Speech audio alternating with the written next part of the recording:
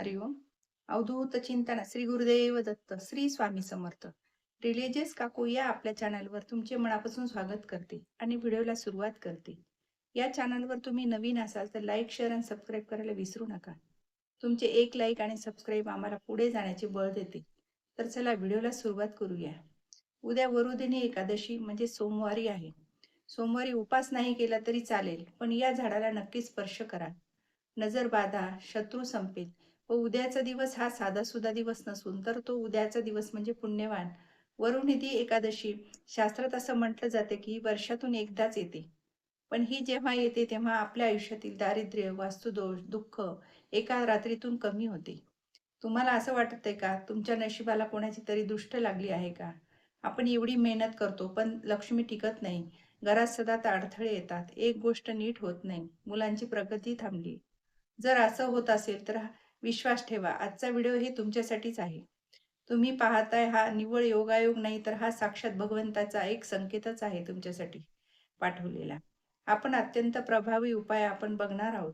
यासाठी तुम्हाला मोठी पूजा अर्चा करायची गरज नाही. तुम्हाला फक्त उद्या एक विशिष्ट झाडापाशी जायचं आहे आणि त्या झाडाला स्पर्श करायचा आहे आणि त्या झाडाला नमस्कार करायचा आहे. हा स्पर्श केल्याने स्पर्शाच्या मागे एक शास्त्रीय कारण आहे. एक वेळ आहे आणि एक विशिष्ट मंत्र आहे. हा उपाय केल्यानंतर पुढच्या 24 तासात तुम्हाला तुमच्या घरात ऊर्जा चांगल्या प्रकारची निर्माण झालेला चमत्कार दिसायला सुरुवात होईल. आणि अगदी समोरच सुद्धा बघून थक्क होतील की एक लक्षात ठेवा, हा व्हिडिओ शेवटपर्यंत नक्की पहा. चुकीच्या पद्धतीने केलेला उपाय फळ देत नाही. तर चला आपण वरुणी एकादशीच्या रहस्याकडे वळूया. जे खूप लोकांना माहीत आहे की वरुदिनी एकादशी म्हणजे काय.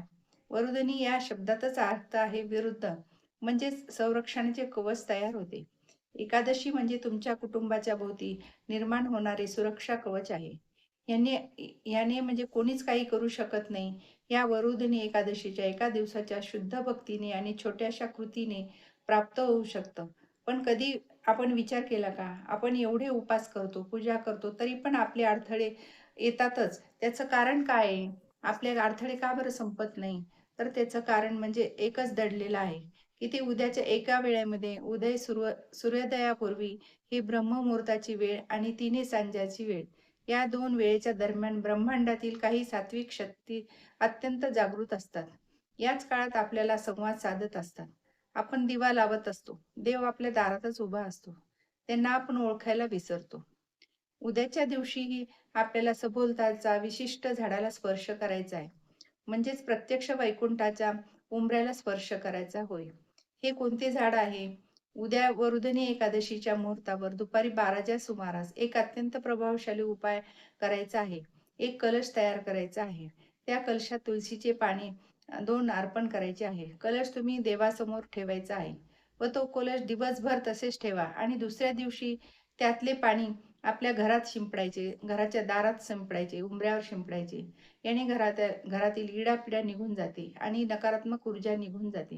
हे पाणी साधेसुधे राहत नाही. ते एक पॉवरफुल मंत्राने म्हणलेले पॉवरफुल पाणी तयार होते. ते झाड कोणते आहे? ते आपल्याला पाहायचे आहे. ते झाड सर्वांच्या अंगणात असते आणि बागेत पण असते. सगळ्यांना माहीत नसते त्याला स्पर्श केल्याने, आपली विशिष्ट वेळी स्पर्श केल्याने त्याचा काय लाभ होतो.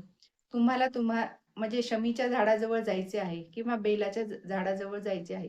हे दोन्ही झाड साक्षात शिव आणि शक्तीचे प्रतीक आहे.